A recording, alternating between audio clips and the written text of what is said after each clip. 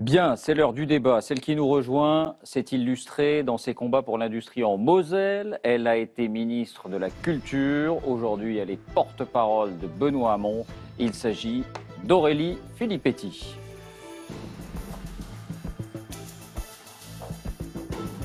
Bonsoir Aurélie Filippetti. Bonsoir. Soyez la bienvenue. Bonsoir. Prenez place. C'est parti pour 20 minutes et c'est vous bien entendu qui avez la parole pour interpeller François Fillon sur le ou les thèmes de votre choix. Bonsoir Monsieur Fillon. David Pujadas l'a dit, je suis élu de Lorraine, vous le savez, une terre où les hommes et les femmes ont fait beaucoup de sacrifices pour notre pays, pour la France. Je crois en la valeur de l'engagement politique et j'aurais aimé débattre avec vous, projet contre projet, avec le candidat de la droite républicaine, et sans autre considération que l'intérêt général. Mais je dois le dire, aujourd'hui, je m'interroge. Bien sûr, je suis une élue, mais je pense que beaucoup de Français, qu'ils soient de droite, de gauche, du centre, sans appartenance politique, partagent ces interrogations et ces doutes. La probité des représentants politiques, ce n'est pas une question annexe, c'est le cœur de la démocratie.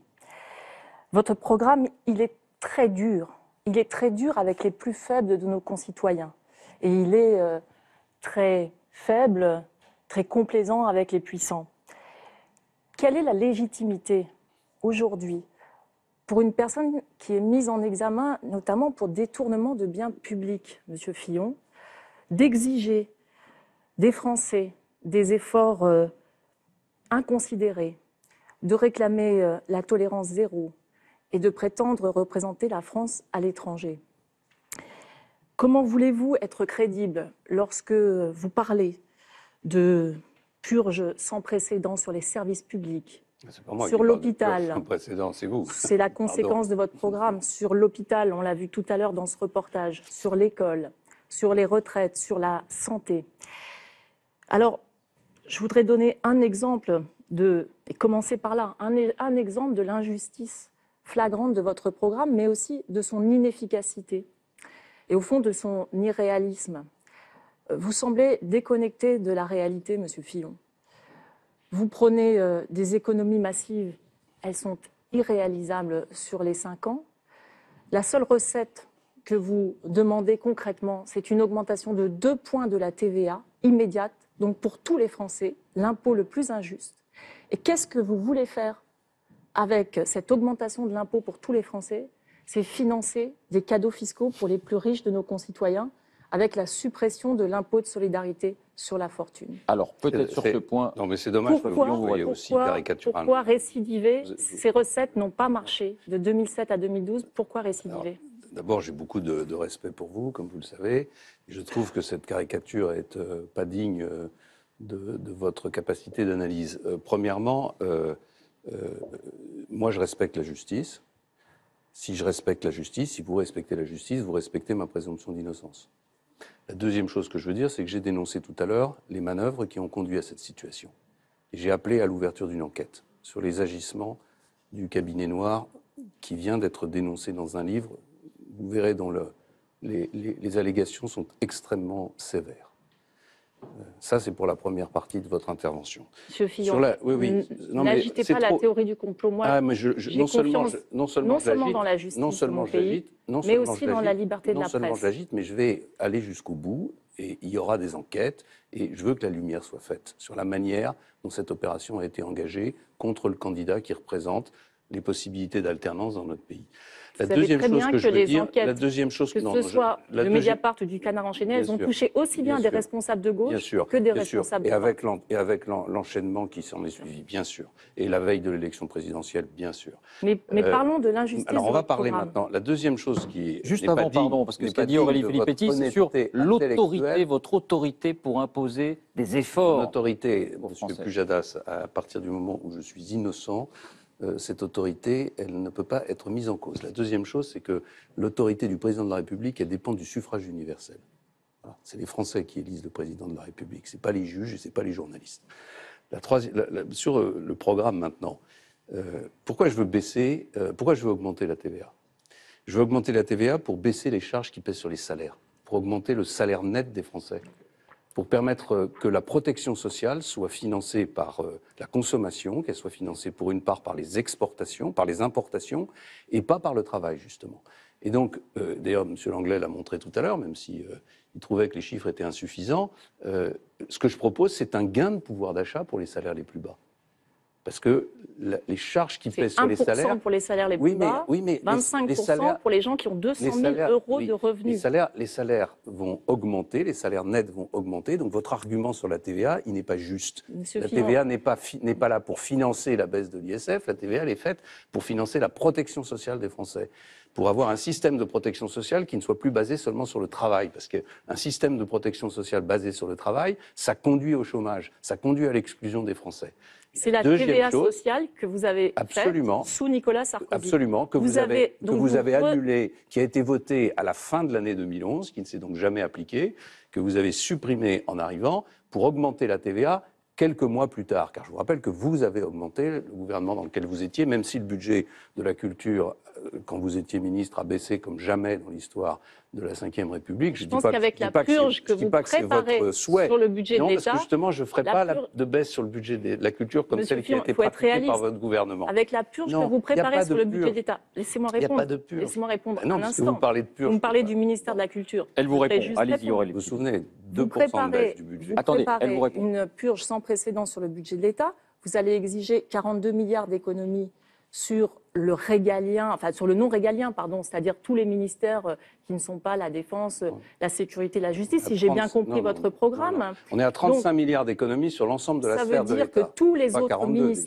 les autres ministères vont être impactés. Non. Et le ministère de la Culture sera durement impacté, ainsi que les autres ministères. Il ne peut pas l'être plus que ce qu'a fait le gouvernement de François Hollande. Ces recettes que vous donnez, la augmentation de la TVA, les cadeaux fiscaux qui sont faits aux plus riches, parce que j'ai parlé de la suppression de l'impôt de solidarité sur la fortune, il y a aussi la diminution de l'impôt sur le capital, il y a aussi le relèvement du quotient familial. Tout ça coûte très cher. Et les gens qui sont les plus aisés dans notre pays, ce ne sont pas ceux qui consomment le plus quand on leur donne un petit plus de pouvoir d'achat. Vous voyez quelqu'un qui est dans la difficulté, quelqu'un qui gagne le SMIC, et qui travaillent dur, parce que les gens qui gagnent le SMIC travaillent dur. C'est pour ça qu'ils auront une augmentation de salaire. Quand on leur donne des bonus, comme nous le souhaitons le faire avec Benoît Hamon, eh bien, ils le consomment. Vous, ce que vous allez faire, vous prétendez donner 350 € d'allègement de charges à tous les Français, c'est-à-dire pas seulement aux petits salaires, mais à tout le monde. Et vous ne dites pas comment vous allez financer cela. Si, bien sûr. Non, bien sûr, c'est financé dans mon programme, notamment par l'augmentation de la TVA. Mais voilà, pardon, on ne va pas rentrer dans des débats très techniques. L'augmentation de la TVA ne peut pas tout financer. Je dis ça pour l'augmentation de la TVA, c'est 13 milliards d'euros. Oui, et bien la baisse des charges que je propose, c'est 7 milliards et demi d'euros. La suppression de l'ISF, ça coûtera 5,2 milliards. Oui, mais ça rapportera beaucoup, madame. L'augmentation du quotient familial, ça fait 800 la baisse de l'impôt sur le capital. Donc vous ne pouvez pas financer votre... Alors la réponse de François Fillon là-dessus. Puisque vous êtes dans l'est de la France, vous êtes donc proche d'un pays voisin qui s'appelle l'Allemagne, qui a pratiqué exactement la même politique. Augmentation de la TVA, augmentation un peu des horaires de travail de la fonction publique, assouplissement du marché du travail. Résultat, c'est un pays qui est au plein emploi. Moi, c'est ce que je veux pour mon pays. Je ne veux pas qu'on continue à traîner une situation dans laquelle on a 6 millions de chômeurs, on a 9 millions de pauvres. Vous êtes satisfaite avec cette situation? Vous trouvez que le bilan du gouvernement de François Hollande est formidable? Vous avez créé 1 million de chômeurs entre 2007 et 2012, mais j'en tire les conséquences et vous avez fait la même chose et vous avez continué. Vous avez supprimé... Non, pas du tout. On n'a pas du tout mis en œuvre cette politique-là. Mais si, vous avez mis en œuvre cette politique. Non. Mais vous étiez Premier ministre, c'est un dialogue de sourds. On n'a pas mis en place une politique suffisamment ambitieuse de redressement de l'économie. On n'a pas touché aux 35 heures, on n'a pas touché à l'ISF, on n'a pas modifié la fiscalité du capital, on n'a pas été au bout du raisonnement qui permet de changer la dimension de notre système économique. Vous étiez Premier ministre de Nicolas Sarkozy. Si cette politique était aussi importante pour vous, la suppression des 35 heures, etc., pourquoi êtes-vous resté Premier ministre? Parce que j'étais le Premier ministre d'un président de la République qui s'était engagé devant les Français sur un programme, et ce programme, on l'a mis en œuvre. Voilà, il faudrait savoir, vous l'avez respecté ou pas? Bien sûr qu'on l'a respecté, mais ce n'était pas dans nos engagements. Autre thème, si vous le voulez bien. Donc, dans vos économies, on a bien compris que la cible principale, c'était la fonction publique. Alors, vous voulez supprimer 500 000 fonctionnaires. Moi, je ne connais pas de fonctionnaires. Moi, je connais des enseignants. Je connais des infirmières, je connais des médecins hospitaliers, je connais des assistantes maternelles, des assistantes d'éducation, je connais des policiers, je connais des juges. Voilà, c'est ça, des fonctionnaires, ce sont des métiers. On en a vu tout à l'heure d'ailleurs dans le reportage. Vous n'avez jamais dit où vous alliez les supprimer, ces fonctionnaires. Il y a 3 fonctions publiques aujourd'hui. Bien sûr. Il y a la fonction publique territoriale. On a cru comprendre hier que vous reculiez sur ce projet. Pas du tout. Donc vous allez demander aux collectivités, sans avoir le pouvoir du tout de leur, finalement de leur imposer cette réduction de la fonction publique territoriale, vous allez leur demander de réduire la fonction publique territoriale. Aujourd'hui, la plupart, l'augmentation de la fonction publique, c'est dans les collectivités, vous le savez, c'est dans les communes et dans les intercommunalités. Donc je ne sais pas comment vous allez faire pour obliger ces communes et ces intercommunalités à diminuer leur masse salariale. Alors, il y a eu des explications tout à l'heure là-dessus, peut-être sur la fonction publique d'État. Je vais proposer aux collectivités locales un contrat sur 5 ans. Il y aura des conditions en matière de dotation, qui seront d'ailleurs meilleures que celles qui ont été pratiquées par le gouvernement actuel. Il y aura des simplifications, il y aura plus de liberté, et il y aura en même temps des objectifs d'économie. La question, vous posez la question comme si on avait le choix. Mais madame, on n'a pas le choix. On n'a pas le choix. On a 100% d'endettement. Il y a 2200 milliards de dettes. Il y a 30 000 euros de dettes sur la tête de chaque Français. Et vous pensez que tout ça va continuer et qu'on peut faire les 32 heures, le revenu universel, la légalisation du cannabis. Je préfère le revenu universel au bouclier fiscal. Un pays merveilleux je préfère le revenu universel au bouclier fiscal. Qui continue d'augmenter la dépense publique et qui va vers une crise financière majeure. Voilà. Et moi, je ne veux pas que mon pays soit soumis demain à une crise financière majeure. Donc je propose aux Français un projet. Je sais que ce n'est pas un projet facile, mais c'est un projet réaliste. C'est un projet qui conduit à l'amélioration des conditions de vie des Français parce qu'il y aura du travail. Vous ne pouvez pas donner des leçons sur la dette publique, ni sur l'amélioration des finances publiques. Solutions. Parce que le bilan que vous avez en tant que Premier ministre pendant 5 ans, il a été catastrophique. Avec une crise financière que vous avez juste oubliée. La dette publique a été multipliée par 2. Le déficit a considérablement augmenté, Monsieur Fillon, pendant que vous étiez Premier ministre. Et vous nous représentez aujourd'hui les mêmes solutions. Bouclier fiscal, cadeaux fiscaux pour les plus riches, ça va coûter beaucoup d'argent. Je propose d'aller beaucoup plus loin avec la suppression de l'ISF. Quant à la fonction publique, j'insiste, 500 000 fonctionnaires. Ça veut dire que vous ne remplacez aucun départ à la retraite dans les 5 années à venir. Il y a 1 million de départs à la retraite, madame. madame. Pardon, où est-ce que vous allez les prendre? Non, il y a 105 000 fonctionnaires qui partent à la retraite chaque année. Non, parce que vous ne passez que de l'État, vous ne parlez que de l'État. Moi, je parle de ce sur quoi vous pouvez agir, monsieur Fillon. Mais pas du tout. En tant que président de la République, vous pouvez imaginez bien agir que je ne propose sur pas la de fonction supprimer publique 500 000 fonctionnaires dans la fonction publique d'État. Je l'espère. Pas complètement. Mais dans cette fonction publique d'État, qui ne sera pas remplacé? Enseignants. Mais pourquoi est-ce qu'on vous raisonnez de cette manière? D'abord, ça fait 1,5% par an. Non, mais ça ne tient pas la route. Ça fait 1,5% par an. Deuxièmement, si on ne le fait pas, on ne réduira pas la dépense publique, on ne réduira pas le déficit, donc on sera contraint de le faire d'une manière qui sera une manière forcée. La troisième chose que je dis, c'est qu'on peut réorganiser la fonction publique, les fonctions publiques. Ne me dites pas qu'il n'y a pas, mais me dites pas qu'il n'y a pas trop de bureaucratie dans notre pays. Ne me dites pas qu'il n'y a pas, des services qui sont aujourd'hui, qui pourraient aujourd'hui être remplis d'une autre manière. Et enfin, je propose, et c'est pour ça que je propose 500 000, une augmentation du temps de travail de 35 à 39 heures. Avec l'augmentation du temps de travail qui permettra de réduire les effectifs de la fonction publique tout en améliorant les salaires des personnels du secteur public. Donc, soit vous augmentez le temps de travail et vous ne le payez pas.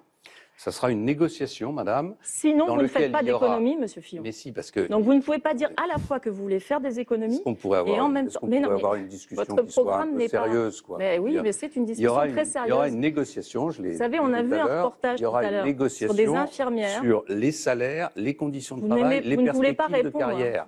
Et cette négociation permettra un accord gagnant-gagnant, des augmentations de salaire pour les personnels, les horaires étant calculés de manière annuelle, mais aussi des gains de productivité. On a compris vos divergences là-dessus. Un dernier point, peut-être Aurélie Filippetti, je crois que vous vouliez parler de santé. Je voulais parler aussi de santé, c'est d'ailleurs en lien avec les infirmières. On ne pourra pas faire travailler des infirmières davantage que ce qu'elles travaillent aujourd'hui, monsieur Fillon. Ça, c'est impossible. Elles font beaucoup d'heures supplémentaires. Elles travaillent énormément et il est normal qu'elles soient payées plus quand elles travaillent au-delà de leur horaire de travail. Et sur votre point. Ce que vous voulez faire, en fait, c'est détruire la durée légale du travail. Ce que vous voulez faire, Non, vous c'est avez passé à d'ailleurs 39 heures. C'est passé à 39 heures pour les personnels non du secteur payé, public. non payé 39. Sinon, Non, vous ne faites pas D'abord, d'économie. permettez-moi de Vous citez vous souvent- rappeler que pardon. ces personnels travaillaient 39 heures il y a quelques années. Mais vous Vous vous citez... souvenez de ça? Ils travaillaient Non, mais- 39 heures et c'était pas insurmontable, c'était pas impossible. Et le passage à 39 heures avait un objectif, à 35 heures avait un objectif, c'était de créer des emplois. Mais Ça n'a pas aujourd'hui, elle fonctionné. travaille Ça plus n'a que pas 35 fonctionné. heures. Et vous le Bien savez sûr très qu'elle bien. travaille plus que Elle 35 travaille heures plus et que donc on doit 35 pouvoir heures. négocier un Elle horaire à travaille 39 heures. déjà beaucoup plus que 35 heures. Et l'ensemble des fonctionnaires, que Et ce elles sont soit les souvent payées en heures enseignants, supplémentaires qui ne les sont pas payées. enseignants, les infirmières travaillent plus que 35 heures, sans parler des policiers, bien sûr. Votre point sur la Donc- santé, Aurélie. Donc ça ne sera pas un grand Non. problème de les passer à 39 heures s'ils passent déjà. On a compris vos divergences Alors, là-dessus, je crois aussi. Maintenant, sur le droit du travail, vous prenez souvent l'exemple de Smart en Moselle. Il se trouve que c'est mon département et je connais bien ce qui s'est passé chez Smart. Ce qui s'est passé chez Smart, c'est un chantage à la délocalisation. Vous dites, après tout, les fonctionnaires, ils peuvent bien travailler comme les ouvriers de chez Smart, 39 heures payées 35. Non. Bon, c'est 37 chez Ce Smart. qui s'est C'est passé 37. Je suis chez allé Smart, visiter Smart aussi. c'est d'abord C'est 37. c'est d'abord qu'on a dit à des gens dans une région où le taux de chômage avoisine les 20-25%, notamment pour les jeunes. On leur a dit, si vous n'acceptez pas le pistolet sur la tempe de travailler plus pour être payé la même chose que ce que vous gagnez à 35 heures, eh bien, on va délocaliser l'usine en Slovénie. Les syndicats, tous les syndicats, CGT, CFDT, se sont opposés à cette mesure. La direction a imposé un référendum. Et les ouvriers, vous le savez, Monsieur Fillon, ont voté contre cette Non. augmentation du temps Enfin, de travail. oui, l'ensemble Les du personnel ouvriers a ont voté pour. contre. Les cadres ont voté pour. Les ouvriers ont voté contre parce qu'ils savent ce que ça veut dire chez eux, sur leur santé, sur les maladies professionnelles, sur la pénibilité que vous voulez Madame supprimer. Filippetti, dites Pardon. pas ça. La Enfin, pénibilité tous les que vous- autres pays Attendez, d'Europe laissez-la sont- terminer. Tous les Allez, autres pays d'Europe terminez, sont à terminez, 39 Aurélie heures. Comment est-ce Filippetti. que vous pouvez dire Terminez. que Monsieur les conditions Fillon. de travail sont insupportables en Allemagne, en Suède, en Les- Finlande les- Vous allez répondre. Non, François. Danemark, écoutez, arrêtez de voilà. parler de l'Allemagne, parce que si nous étions Non. en Allemagne, Monsieur Fillon, vous ne pourriez pas être candidat. En Allemagne, un candidat mis en examen ne peut pas prétendre non, mais en aux plus Allemagne, je hautes ne serais pas fonctions. mise en examen, madame, parce que la justice ne se conduirait pas comme ça, Non. et parce qu'il n'y a pas de cabinet Non, noir. parce que en vous, ne Allemagne. se- vous, Il n'y a pas de cabinet vous auriez noir en respecté Allemagne. votre parole, Madame Merkel, vous ne vous seriez elle pas manipule présenté. pas. Elle manipule pas, Madame Merkel.